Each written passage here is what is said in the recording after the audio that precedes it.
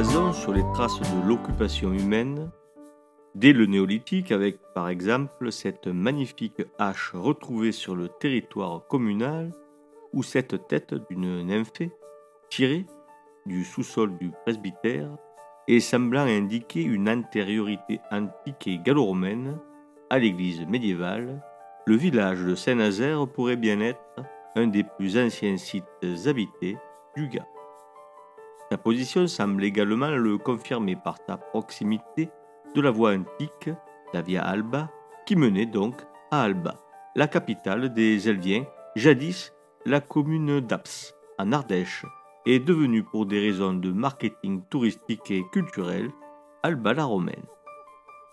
Située sur cet axe majeur, Saint-Nazaire tire son existence de la route et des terres des bas-fonds que les Gallo-Romains drainèrent et mirent en valeur. Il s'était alors agi de gagner des terres arables sur des terres humides.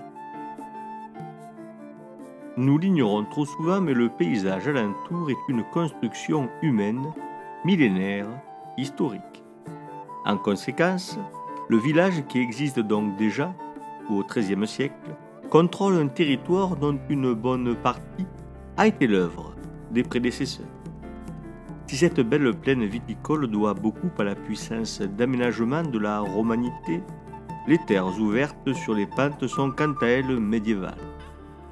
D'une époque à l'autre, ce qui a changé, c'est la démographie.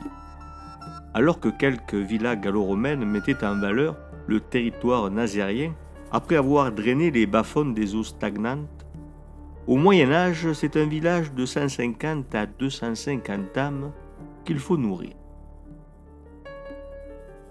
La colline qui servait jadis de zone de parcours pour les ovins des fermes gallo-romaines se voit pénétrée par l'agriculture qui met en valeur les fonds de vallons où s'est accumulée la terre. On va jusqu'à dresser des terrasses où l'on portera de la terre pour créer des terroirs totalement artificiels, et cela jusqu'au milieu du XIXe siècle. Quant au village lui-même, son origine est incertaine, cette question étant souvent un problème pour l'historien. La maison seigneuriale atteste d'une existence médiévale, mais il est très difficile de dire si le village a été intégré dans un fort ou s'il a été abandonné au profit d'un village neuf, comme cela a pu être le cas à Saint-Laurent-la-Vernède.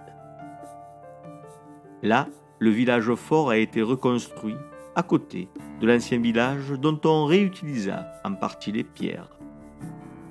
Le fort villageois de Saint-Nazaire apparut dans la seconde moitié du XIVe siècle, à l'image de ce qu'il se faisait un peu partout à l'époque et de chaque côté du Rhône.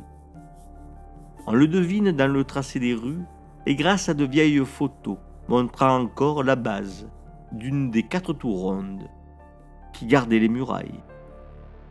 Après avoir subi la guerre de Cent Ans et les pestes des XIVe et XVe siècles, les guerres de religion viendront rappeler aux Nazériens la dureté de la vie et la nécessité de rester groupés à l'abri des remparts.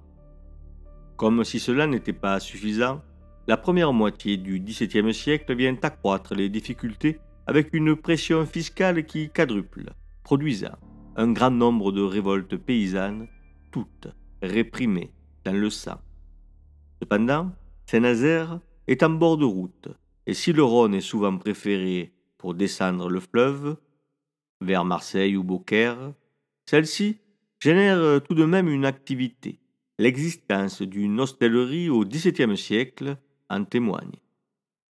Après les calamités climatiques de la fin du XVIIe et du début du XVIIIe siècle, dont l'hiver 1709 restera à jamais dans les annales de l'histoire européenne, la seconde moitié du XVIIIe siècle voit, avec les travaux routiers et le développement économique, le nombre d'habitants de Saint-Nazaire augmenter.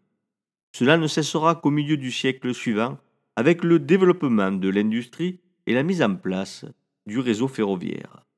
C'est alors que l'exode rural touche Saint-Nazaire, comme tous les villages du pays, à partir des années 1860. L'étiage de population est atteint en 1926, date à laquelle la population française se partage quasiment à parts égales entre citadins et ruraux.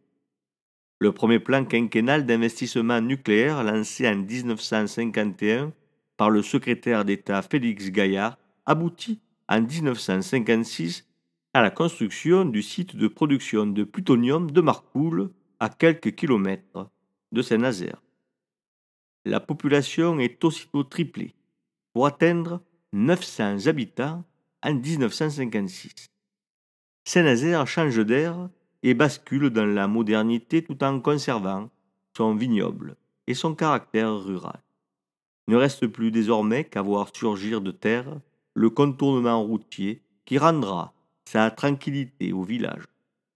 Ce sera alors la fin de cette conjugalité difficile avec la route devenue grande route royale, puis impériale et enfin nationale. Mais ce sera sans doute aussi le début d'une épopée nouvelle dont les Nazériens d'aujourd'hui s'attachent à écrire les premières lignes.